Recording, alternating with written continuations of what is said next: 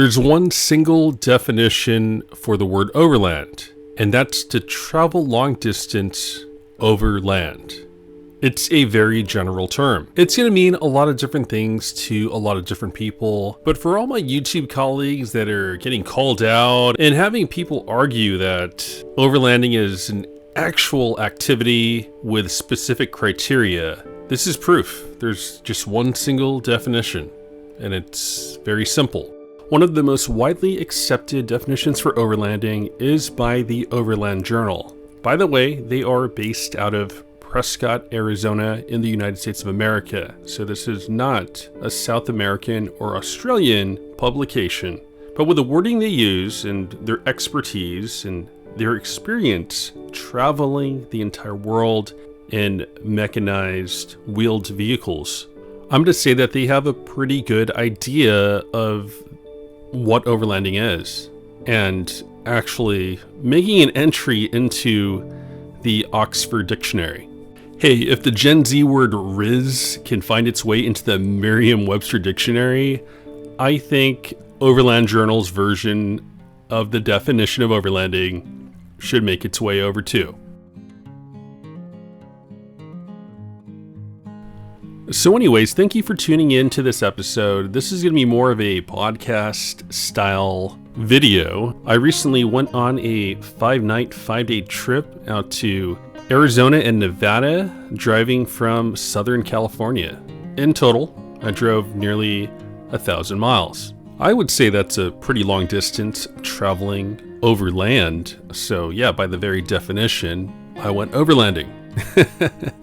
But yeah, not trying to be smart. Basically what I'm doing here is going from point to point and camping out of my vehicle.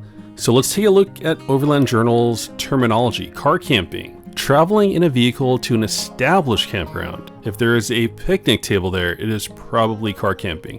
And I'm going to expand on this. And camping is going to be spending a prolonged time at a single location rather than going from point to point. Thank God for dictionary definitions, because some of you on the internet wouldn't believe me. And this is a good time to remind you that the Overland Journal doesn't have that official definition of what overlanding is. So you really don't have much of an argument, at least not until it happens. And thank God, because their definition says vehicle-supported self-reliant adventure travel. Okay, that's kind of what I'm doing. Typically exploring more remote locations. Okay, I'm not exactly that remote. And interacting with other cultures. What the hell? How am I supposed to interact with other cultures unless I drive down to Mexico, which isn't too hard for me since I live in California. I'm right on the border. But come on, that interacting with other cultures, that criteria is, let's be honest, it's a little wacky. So out of this menu of all these terms on the Overland Journal, I guess it's going to be backcountry adventure or 4x4 touring. So that makes a lot of sense. In Australia, they don't use the term overlanding, they call it touring. And in America, we just call it overlanding. So you could argue on who's right or wrong, but just remember, there's only one true definition that's actually in a dictionary, and that's overlanding is long distance travel overland. Now, also on the Overland Journal website, there is a spot that says, what is overlanding? Another one of their longer definition says, overlanding describes self-reliant adventure travel to remote destinations where the journey is the primary goal. I'm going to keep it honest. Here in the USA, for most people, the journey is not the primary goal.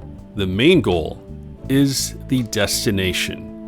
I'm not going to claim to be an expert. I'm just part of this community, and I just want to share and contribute to this community. But I can tell you that for the most part, a lot of my peers were looking at that destination. Go through all the different overland channels, and a lot of them are based off of these points of interest and locations, right?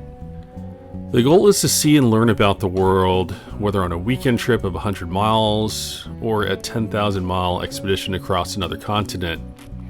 So this is where the Overland Journal is going to kind of contradict itself, right? So in that other definition, it says that, you're typically going to have to experience another culture. And, you're not really experiencing another culture on a 100-mile weekend trip.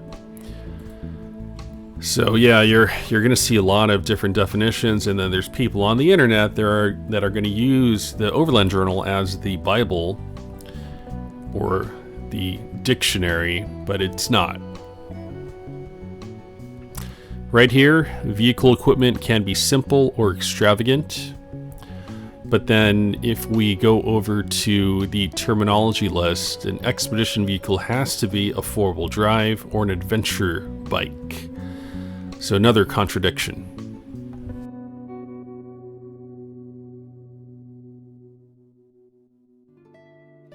My message to you is that you shouldn't care about all these definitions.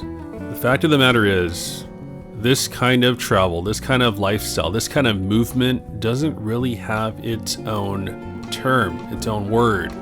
What do we call it? I was doing this stuff way before the term overlanding became popular. According to the Overland Journal, in its expanded definition, it says history, wildlife, culture, scenery, self-sufficiency. These are the rewards of overlanding. It's totally fine to disagree on what overlanding means to you. To the core, remember, all it is just long distance travel overland. And if you want to add something onto that, that's totally fine. Think of backpacking, for example. There's all different types of backpacking, and it's real simple. Are you going to do an overnighter? Are you going to do a longer trip? Are you going heavy loadout or ultra light? Are you going to be backpacking just 1 mile in or 20 miles in? Are you doing a through hike? Backpacking is well established. There's a giant community. But as far as vehicle-based travel, there really isn't nearly as large of a community. So on this 5-day trip that I went on, I did something that I've been meaning to do, and that's kayak camping. It was an incredible experience. We paddled upstream for 6 miles, and then we floated back down those 6 miles.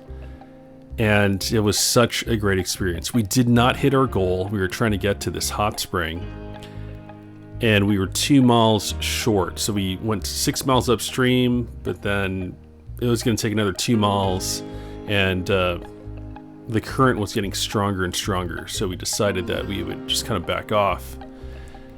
And what we're going through here is just, in my opinion, very adventurous.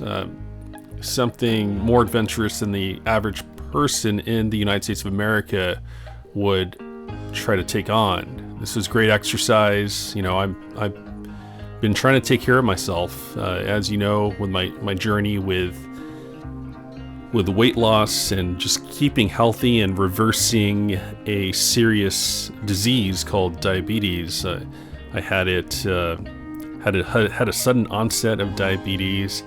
And I'm on this overland journey, to reverse it. So I'm using the activity of overlanding, which is traveling long distance overland, and then I'm getting out on a hike or a kayak trip.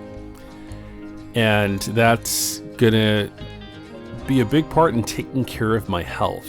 So overlanding is going to mean a lot of different things to a lot of different people, and we could agree to disagree, especially now that there is just that one single definition. So who the hell cares what overlanding means to you? You do you. I'll do me. All right. Well, anyways, I am editing this video. I gave myself... Oh! Time to go to work. Seriously. That wasn't even... That's not even scripted there. I allotted myself a certain amount of time before... to edit this video before I go into work. So anyways, cutting off right here. I shout out to all the people that have chimed in on this subject. The original person that recently chimed in on this, because I made a video about overlanding like 5 years ago about how much capability do you need, and there's a lot of you that have watched it. So in that video, I made a point about you just as long as you will within your vehicle's capabilities, then yes, you could do this activity of overlanding. And yeah, more recently, there's a Tyler 208 or 208 Tyler. He brought up a good point. He made 2 videos. In his first video, I agree with him 100%. In the second video, then he tries to get kind of overland snobbish, and he pulls up Wikipedia and the Overland Journal definitions and claims that we probably don't have true overlanding in the United States of America. And I'm saying, by the Oxford Dictionary definition, yeah, dude, you could drive a semi-truck cross country. I guess that's technically overlanding. And I know a lot of us are going to say, no, that's not. And I would agree that's not really overlanding. But one could argue that it is. And who the hell cares? So anyways, I got to get going. Thank you very much for watching. I also want to give a shout out to Lexus GX460 Off-Road. He's done a series of these videos. He has a different point of view about Overland being a scam or whatnot. You don't need all this stuff. Then there's Colorado Mall Crawlers, Dewey Jones from Colorado Mall Crawlers. He makes an excellent point. He says that you definitely can do traditional overlanding in the United States of America, and I agree. And then there's also Four Wheel Drive is Life, where he is saying kind of what I'm saying is, who the hell cares? And then I was reading comments on his video, and people are trying to get snobby and elitist about what overlanding is, and I'm like, dude, the freaking dictionary definition is so freaking simplified. You really don't have an argument. Like, anyways, just want to give a shout out to those channels. Make sure to subscribe to them, and we're all part of this community. I don't think any of us are trying to be experts. But we're going to tell you what we know, and you could agree or disagree. All right. Well, anyways, that's enough. I got to get going. Bye-bye.